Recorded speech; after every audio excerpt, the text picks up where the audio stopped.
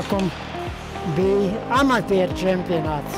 Vēlāk amatieru čempionāts, pat cik palika visvecāk.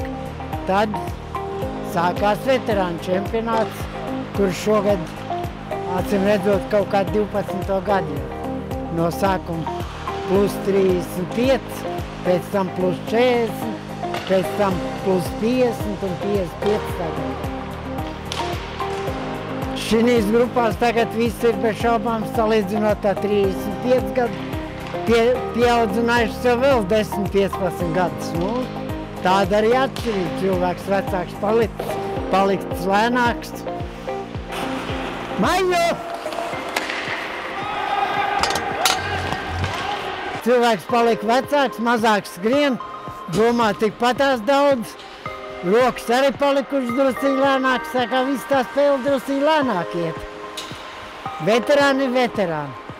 Šī gadā veterānu čempionātā plus 50 ir 5 un plus 55 ir 3 komandas. Izspēles kārtība ir katrs ar katru spēlē un spēlē 4 riņķos spēlē plus 50 un 60 spēlē 6 riņķos. Katram iznāk starp 15 un 20 spēlēm. Katrai komandai. Regulārais čempionāts pagaidām tikai jā.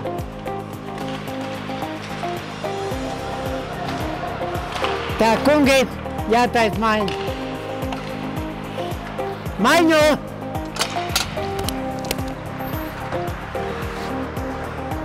Šeit jau šī gadā, piemēram, manā komandā vecmeistarā ir 3, kam ir 60. Spēlē viņi pie 50-niekiem, spēlē arī pie 55-niekiem. Vecuma starpība šeit ir diezgan liela. Katrā komandā var spēlēt, katrā spēlē var piedalīties 5, kas ir jaunāki, pa 5 gadiem katrā grupā.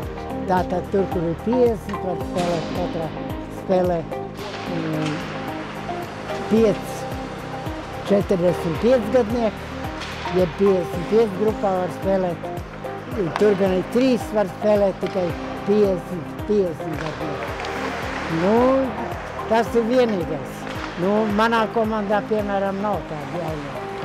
Talsos, piemēram, tāda jauno ir 4. Vai veterānu čempionātā arī kautiņa izplūkšanās arī mēdz būt? Pēdējos gados nav redzēts. Visi palikuši mierīgāki laikam. Nav pat pēdējos gadus nav bijis pat uz 10 minūtēm nav noraidīts neviens. Maiņu! Nu, diezgan galīgi. Nu, kā lai saka, tā jau nav kāda. Viens otru kaut kur nepasūta un viens otram pāris reizes redzēja, ka mums jau bija noraidījumi. Ne jau pat kaut kādai rūpībai, bet savs netehniskums vai kaut kas kādreiz kaut kur parādās.